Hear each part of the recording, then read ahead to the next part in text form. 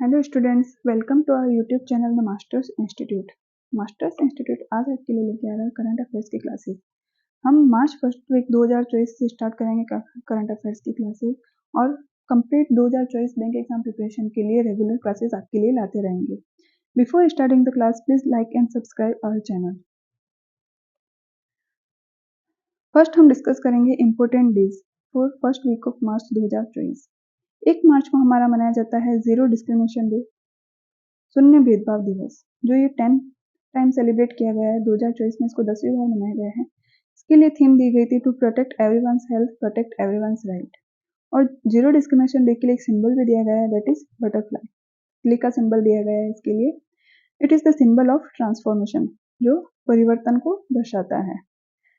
1 मार्च को नेक्स्ट हमारा मनाया गया है वर्ल्ड सिविल डिफेंस डे, विश्व नागरिक सुरक्षा दिवस। ये 35वां विश्व नागरिक सुरक्षा दिवस मनाया गया है। इसके लिए थीम दी गई थी honour heroes and promote safety skill. Theme के साथ साथ इसके लिए एक स्लोगन भी दिया गया है, that is innovative technologies in civil protection services. आपको थीम एंड स्लोगन में कंफ्यूज नहीं होना है। थीम आपको अलग से याद रखनी है, स्लोगन अलग से याद करना है। सिविल डिफेंस डे को हम वर्ल्ड सिविल प्रोटेक्शन डे भी बोलते हैं। नेक्स्ट हमारा मनाया गया है सिविल अकाउंट डे, नागरिक लेखा दिवस। ये 48वां नागरिक लेखा दिवस मनाया गया है। इसको इंडियन सिविल अकाउंट सर्विसेज के फाउंडेशन डे के रूप में मनाया जाता है। वर्तमान में हमारे सीजीए हैं एसएस दुबे। 1 मार्च को हमारा एक और मनाया जाता है second world sea grass day 2024। Sea grass day मनाया जाता है जो 2024 में सेकेंड टाइम मनाया गया है। हिंदी में बोलते हैं विश्व समुद्री घास दिवस। 3 मार्च को हमारा फर्स्ट मनाया गया है विश्व वन्य जीव दिवस, 11 वर्ल्ड वाइल्ड लाइफ डे। इसके लिए थीम दी गई है connecting people and planet, exploring digital innovation in wild life conservation. साथ ही साथ 3 मार्च को हमारा मनाया जाता है वर्ल्ड हियरिंग डे, विश्व श्रवण दिवस, जो 18th टाइम बनाया गया है। विश्व श्रवण दिवस के लिए थीम है changing mindsets, let's make year and here care a reality for all. Next 4th मार्च को फर्स्ट हमारा मनाया गया नेशनल सिक्योरिटी डे, हिंदी में राष्ट्रीय सुरक्षा दिवस। साथ ही साथ 4 मार्च से 10 मार्च तक हमारा मनाया गया है नेशनल सेफ्टी वीक, राष्ट्रीय सुरक्षा सप्ताह। इसके लिए थीम दी गई है focus on safety leadership for environmental social and governance, ESG। Okay, focus on safety leadership for environmental social and governance. साथ ही साथ 4 मार्च को मनाया जाता है world day of fight against sexual exploitation, यौन शोषण के खिलाफ विश्व का लड़ाई दिवस। ये 16th टाइम बनाया गया है। World obesity day celebrated on 4th मार्च, 10वीं बार मनाया गया है विश्व मोटापा दिवस। विश्व मोटापा दिवस के लिए थीम दी गई है let's talk about obesity and dot dot dot. 5 मार्च को second international day for डिसआर्मामेंट and non proliferation awareness celebrate किया गया है। यूएन द्वारा अंतर्राष्ट्रीय निरस्त्रीकरण और अप्रसार जागरूकता दिवस मनाया गया है। ये हथियार के उपयोग के खिलाफ मनाया जाता है। हथियार का उपयोग करने के खिलाफ जागरूकता फैलाने के लिए ये दिवस मनाया जाता है। 7 मार्च को हमारा मनाया गया 6th जन औषधि दिवस, जेनेरिक मेडिसिन डे। 7 मार्च है लेकिन मनाया कौन सा गया है, 6th। ऐसे आपको याद रखना है, 6th है लेकिन मनाया गया है 7 मार्च को। ये किसके लिए मनाया गया है, ये प्रधानमंत्री भारतीय जन औषधि परियोजना की जो बेनिफिट्स है उनको हाईलाइट करने के लिए ये मनाया जाता है। नेक्स्ट हम देखते हैं books and authors. First book है हमारी सेलिंग द सन। ये किसके द्वारा लिखी गई है, ये बाय फॉर्मर इंडियन डिप्लोमेट, पूर्व भारतीय राजनयिक लक्ष्मीपुरी द्वारा इसको लिखा गया है। ठीक है, और LF बुक कंपनी द्वारा इसको पब्लिश किया गया है। और इंटरनेशनल एक्टर एंड राइटर है जिसका नाम है कबीर बेदी। कबीर बेदी द्वारा मुंबई में इसको लॉन्च किया गया है, sailing the sun. Next book है हमारी FIH Odisha hockey men's world cup 2023। Book का नाम है ये। ठीक है, इसको किसके द्वारा विमोचित किया गया है, इंडियन CM नवीन पटनायक द्वारा ये कॉफी टेबल बुक लॉन्च की गई है। इसको पब्लिश किसके द्वारा किया गया है, the Hindu group. The Hindu group की एक स्पोर्ट मैगजीन है, खेल पत्रिका है जिसका नाम है स्पोर्ट स्टार, उसके द्वारा इसको पब्लिश किया गया है। ये किसके बारे में बताती है, ये FIH फेडरेशन इंटरनेशनल दी हॉकी जिसको बोलते हैं इंटरनेशनल हॉकी फेडरेशन। कहाँ पे हुआ था ये? भुवनेश्वर, राउरकेला, ओडिशा में हुआ था। Odisha hockey men's world cup 2023 उसके बारे में इसमें वर्णन किया गया है और ये 15th FIH Odisha hockey men's world cup के बारे में बताया गया है। नेक्स्ट हम देखते हैं निधन। शफीकुर रहमान बर्क। शफीकुर रहमान बर्क ओल्डेस्ट लोकसभा MP थे, मेंबर ऑफ पार्लियामेंट, और ये समाजवादी पार्टी के संस्थापक थे। ओके, समाजवादी पार्टी के संस्थापक थे जिनका हाल ही में मुरादाबाद उत्तर प्रदेश में निधन हो गया है और इनका जन्म हुआ था दीपासराई संभल यूपी में। अरुण कुमार शर्मा। अरुण कुमार शर्मा एक प्रख्यात पुरातत्वविद थे, एमिनेंट आर्कियोलॉजिस्ट थे और पद्मश्री अवार्ड के विजेता थे।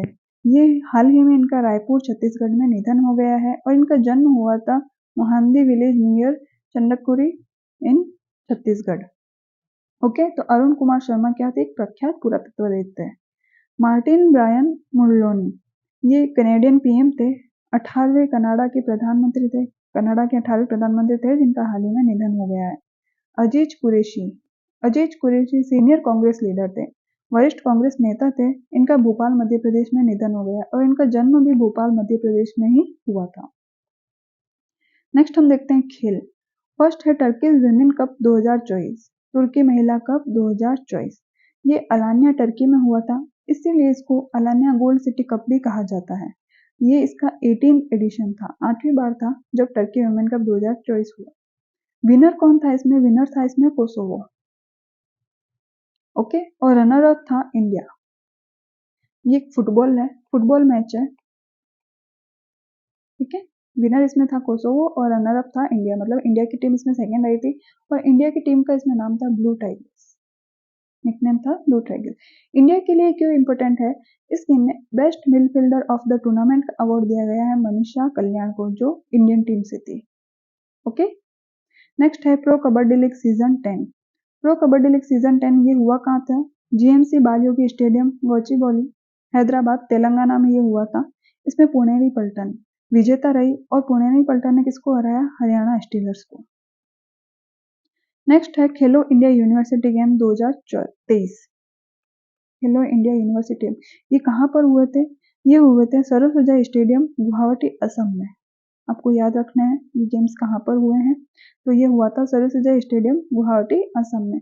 4th एडिशन था ये, 4th एडिशन। इसके लिए जो मस्कॉट शुभंकर जो था वो था एक अष्टलक्ष्मी का, जो क्या थी? एक तितली, बटरफ्लाई का एक इसमें शुभंकर दिया गया था जिसका नाम था अष्टलक्ष्मी। खेलो इंडिया यूनिवर्सिटी गेम्स में फर्स्ट रही थी द चंडीगढ़ यूनिवर्सिटी, जिसने टोटल 32 अवार्ड जीते थे, 18 गोल्ड, 21 सिल्वर और 71 ब्रॉन्ज। सेकेंड इसमें रही थी लवली प्रोफेशनल यूनिवर्सिटी और थर्ड रही थी गुरु नानक यूनिवर्सिटी। खेलो इंडिया यूनिवर्सिटी गेम में बेस्ट वुमेन एथलीट का अवार्ड दिया गया था प्रत्याशा रे को, जो कहाँ से थी? उत्कल यूनिवर्सिटी, ओडिशा से। और सेम बेस्ट मैन एथलीट का अवार्ड दिया गया था जेवियर माइकल डिसूजा, जो जैन यूनिवर्सिटी कर्नाटका से थे। नेक्स्ट है F1 बहरीन ग्रांड प्रिक्स 2024। ये कार रेस कंपटीशन है, फॉर्मूला 1 रेस ड्राइविंग कंपटीशन है। इसमें Red Bull max वेस्टपन Belgium Dutch driver, Red Bull car का नाम है, इसके ड्राइवर है मैक्स वेस्टपन, जो कहाँ से? बेल्जियम डच से है। वो विजेता रहे थे। इन्होंने किसको हराया था? इन्होंने हराया था रेडबुल के सर्जियो पेरेज को, जो मैक्सिको से है। और ये बहरीन ग्रांड प्रिक्स कहाँ पे हुई थी? ये हुई थी बहरीन इंटरनेशनल सर्किट, बहरीन में। नेक्स्ट हम देखते हैं एनवायरमेंटल न्यूज। मेलानोक्लामिस द्रौपदी, मेलानोक्लामिस द्रौपदी ये क्या है? ये एक हेड शील्ड सी स्लग की प्रजाति है, समुद्री जीव की एक प्रजाति है, जिसको खोजा गया कहाँ पर? ओडिशा और वेस्ट बंगाल, ओडिशा और पश्चिमी बंगाल के तट पर इसको खोजा गया है। किसके द्वारा ये रिसर्च की गई है? जूलॉजिकल सर्वे ऑफ इंडिया द्वारा ये रिसर्च की गई है और जूलॉजिकल सर्वे ऑफ इंडिया ने मोलस्केन पत्रिका की मोलस्का रिसर्च में इसको प्रकाशित किया गया। मोलस्केन पत्रिका की मोलस्का रिसर्च में इसको प्रकाशित किया गया है। ठीक है, और मेलानोक्लामिस द्रौपदी किसके नाम पर इसका नाम रखा गया है? ये भारत के 15th राष्ट्रपति प्रेसिडेंट द्रौपदी मुर्मू के नाम पर इसका नाम रखा गया है। नेक्स्ट हम देखते हैं science and technology news. LSAM 18 yard 128 ये क्या है? ये एक मिसाइल है। कौन सी? एम्यूनेशन कम टॉर्पेडो कम मिसाइल, ACTCM मिसाइल बार्ज है ये। इसका नाम है LSAM-18। ठीक है, भारतीय नौसेना द्वारा इसको लॉन्च किया गया है। भारतीय नौसेना मिनिस्ट्री ऑफ डिफेंस के अंदर, मिनिस्ट्री ऑफ डिफेंस और सूर्यदीप्ता प्रोजेक्ट, इन दोनों ने एक MOU साइन किया है, जो क्या करेंगे, ऐसे ही 11 ACTCM बार्ज बनाएंगे। और ये 11 ACTCM बार्ज में से 4th बार्ज है LSAM-18 यार्ड 128। ओके। और सूर्यदीप्ता प्रोजेक्ट लिमिटेड प्राइवेट लिमिटेड का हेडक्वार्टर है थाने, महाराष्ट्र में। VSHORADS very short range air defence system, very short range air defence system इसकी फुल फॉर्म है। ये एक मिसाइल है। ये इसका सफल परीक्षण किया गया है किसके द्वारा? DRDO द्वारा, defence research and development organisation द्वारा इसका सफल परीक्षण किया गया है। ओके। ये एक man portable air defence system है, man portable air defence system. VSHORADS किसके द्वारा डिजाइन किया गया? ये रिसर्च सेंटर इमारत द्वारा इसको बनाया गया है in collaboration with other DRDO labs and Indian military partners. Okay.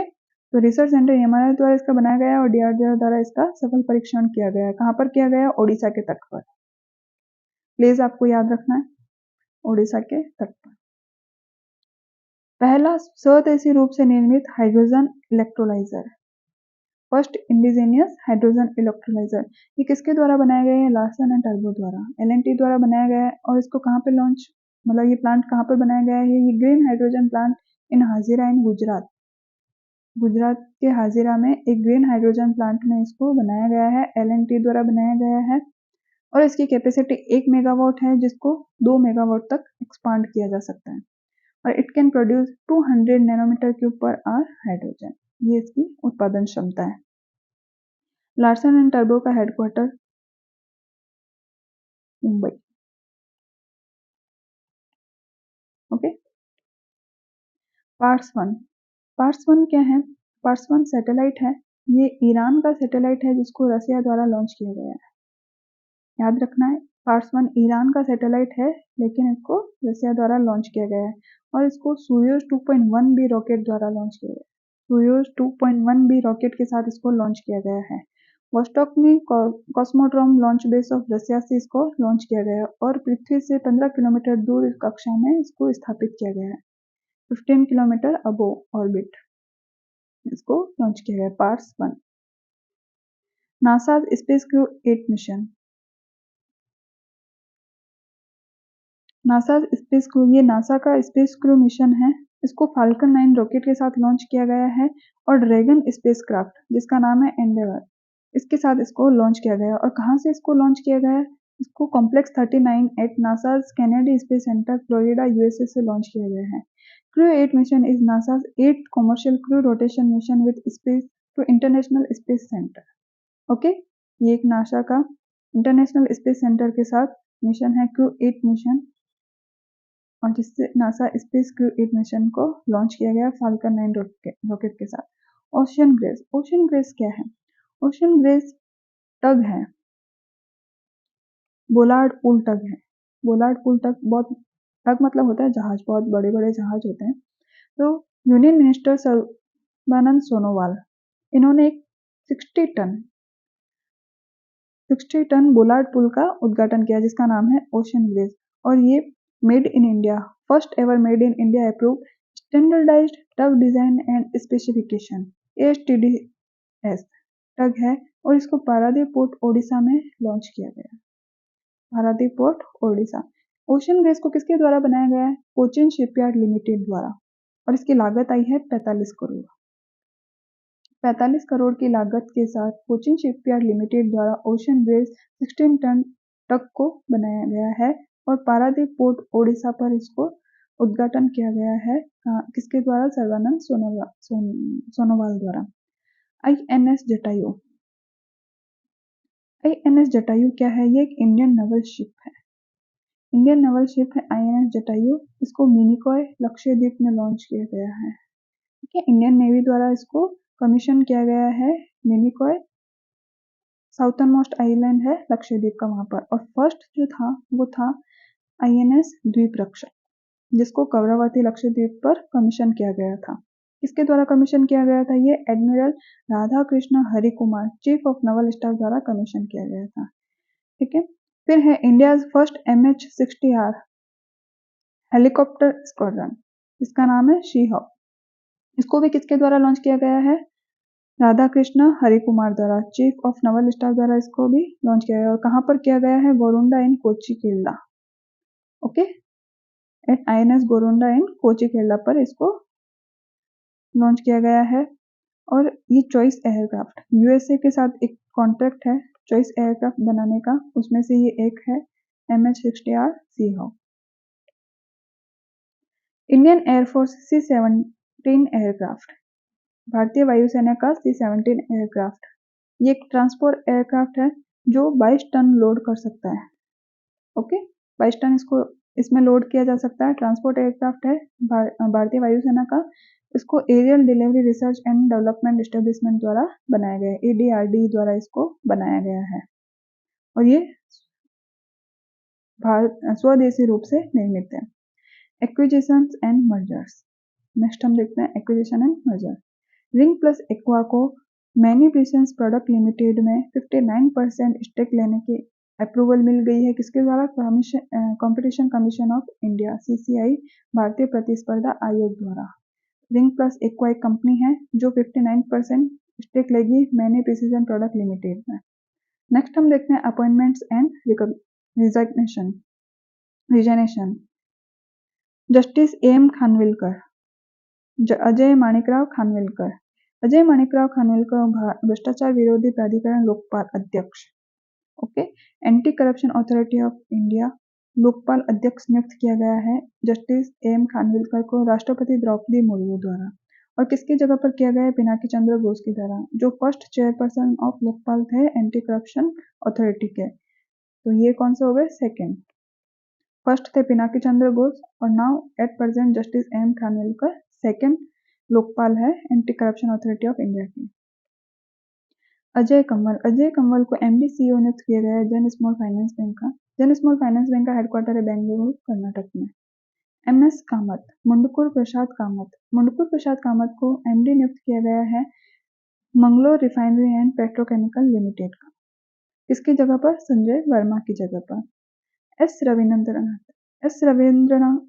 S Ravindran को रिजर्व बैंक ऑफ इंडिया द्वारा पार्ट टाइम चेयरमैन बनाया गया तमिलनाडु मर्केंटाइल बैंक का। ओके, तमिलनाडु मर्केंटाइल बैंक का पार्ट टाइम चेयरमैन नियुक्त किया गया है एस रविंद्रन को। राजेंद्र प्रसाद गोयल को एडिशनल चार्ज दिया गया CMD का, चेयरमैन एंड MD का। किसके? NHPC, national hydro electric power corporation का CMD का एडिशनल चार्ज दिया गया राजेंद्र प्रसाद गोयल को राजीव कुमार विश्नोई की जगह।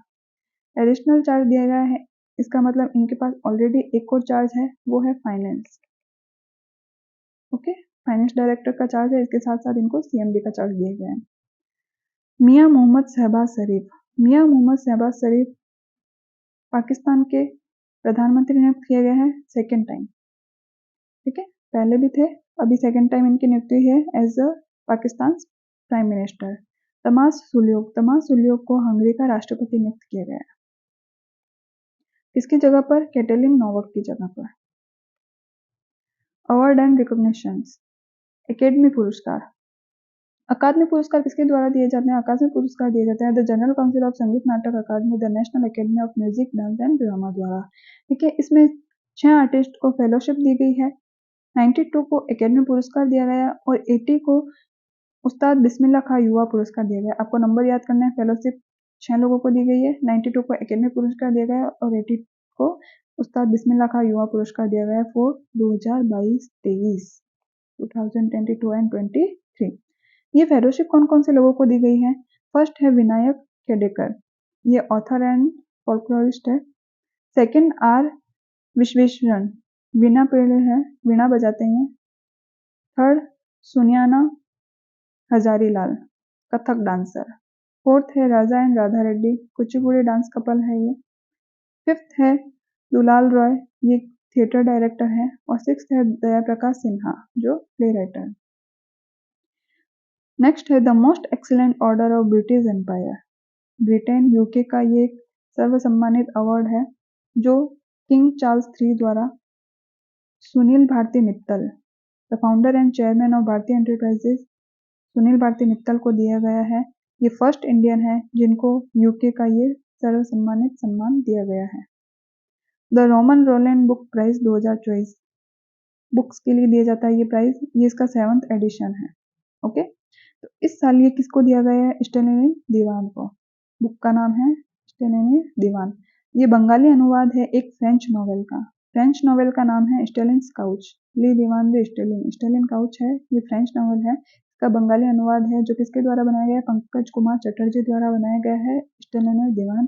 इसको the Romain Rolland book prize 2024 दिया गया है। Romain Rolland book prize is annually presented by the French institute in India. IFI द्वारा दिया जाता है एपीजे ट्रस्ट के साथ मिलकर। ओके, आपको एपीजे ट्रस्ट याद रखना है, फ्रेंच इंस्टीट्यूट ऑफ इंडिया द्वारा दिया जाता है। नेक्स्ट हम देखते हैं economy and business news. Renewable energy park इन महाराष्ट्र। महाराष्ट्र में रिन्यूएबल एनर्जी पार्क के लिए समझौता किया है NTPC green energy limited, angel and Maharashtra state power generation company. Okay, Maharashtra state power generation company limited ने NGEL के साथ समझौता किया है महाराष्ट्र में रिन्यूएबल एनर्जी पार्क स्थापित करने के लिए। एम इनका है 60 gigawatt renewable energy capacity by 2032। Year आपको याद रखना है। नेक्स्ट है ammonium nitrate plant in Odisha. Odisha में अमोनियम नाइट्रेट प्लांट बनाने के लिए coal India limited CIL and Bharat heavy electrical limited BHEL ने समझौता किया है। एक ज्वाइंट वेंचर एग्रीमेंट किया है for ammonium nitrate plant in Odisha. Odisha में Lakhanpur area of Mahanadi coalfield limited. Odisha में कहाँ बनाया जाएगा ये? Lakhanpur. The second advance estimate, ये एक रिपोर्ट है। The second advance estimate of national income किसके द्वारा दी जाती है? NSO द्वारा, नेशनल स्टैटिस्टिकल ऑफिस द्वारा दी जाती है ये। इसमें बताया गया है कि फाइनेंशियल ईयर 2024 के थर्ड क्वार्टर के लिए भारत की GDP रहेगी 8.4%। India GDP growth at 8.4% in quarter third of financial year 2024। और फाइनेंशियल ईयर 2024 में complete economy to expand at 7.6%। ठीक है, फाइनेंशियल ईयर 2024 में अर्थव्यवस्था का विस्तार रहेगा 7.6%। इकोरेप, ये रिपोर्ट किसके द्वारा दी जाती है? SBI द्वारा, स्टेट बैंक ऑफ इंडिया द्वारा। इसने भी क्वार्टर थर्ड फाइनेंशियल ईयर 2024 के लिए GDP ग्रोथ दी 8.4%। और फाइनेंशियल ईयर 2024 के लिए कंप्लीट स्ट्राइकिंग डिस्टेंस रेट दिए इन्होंने 8%। तो क्वार्टर थर्ड के लिए GDP दोनों द्वारा सेम दी गई है। सेकेंड एडवांस एस्टिमेट और इकोरेप दोनों रिपोर्ट में सेम बताई गई है 8.4%। नेक्स्ट CDOT, नेक्स्ट देखते हैं CDOT, centre for development of telematics. Okay, and Qualcomm technologies, company का नाम है क्वालकॉम टेक्नोलॉजीज, और सब्सिडरी ऑफ क्वालकॉम इनकॉर्पोरेटेड। इन दोनों ने एक MOU साइन किया है। किसके लिए किया है? To encourage innovative and to encourage innovation in India and support India-based developers and startups. Okay, startups and innovations के लिए CDOT and Qualcomm ने MOU साइन किया है। कहाँ पर किया है इन्होंने? मोबाइल वर्ल्ड कांग्रेस, जो कहाँ पे हुई थी? बार्सिलोना, स्पेन में। ये आपको याद रखना है क्योंकि ये एक first ever mobile world Congress थी जो हुई थी बार्सिलोना, स्पेन में। Moody's revised India GDP growth. Moody ने अपनी रिपोर्ट दी थी 2024 के लिए इंडिया की जो GDP ग्रोथ रहेगी वो 6.1% रहेगी, लेकिन इन्होंने वापस रिवाइज किया इसको और अब इन्होंने बताया है कि इंडिया की GDP ग्रोथ रहेगी 6.8% और 2025 के लिए ये एस्टिमेट दिया गया 6.4%। NGEL and UP Rajya Vidyut partners to develop RE projects in UP। तो यूपी में भी अब RE प्रोजेक्ट्स बनाए जाएंगे। इसके लिए किसने समझौता किया है? NTPC green energy limited. Okay, NGEL NTPC green energy limited, इसने किसके साथ समझौता किया? उत्तर प्रदेश राज्य विद्युत उत्पादन निगम लिमिटेड के साथ। NGEL ने एक ज्वाइंट वेंचर एग्रीमेंट किया है उत्तर प्रदेश राज्य विद्युत उत्पादन निगम लिमिटेड के साथ। किसके लिए? Renewable energy park and projects के लिए। नेक्स्ट है FDI report. Department of promotion department for promotion of industry and internal trade DPIIT under the ministry of commerce and industry report जारी की है जिसमें बताया गया है FDI inflow decline 13%। Foreign direct investment अप्रैल से लेके दिसंबर 2023 तक फॉरेन डायरेक्ट इन्वेस्टमेंट में 13% की कमी हुई है। ओके, 2022 में फॉर अप्रैल टू दिसंबर के लिए ये FDI इनफ्लो था $36.74 बिलियन। सेम पीरियड के लिए 2023 में ये रहा 32.03 बिलियन, यानी कि 13% की कमी हुई है। नेक्स्ट हम देखेंगे national, international and banking news in next videos.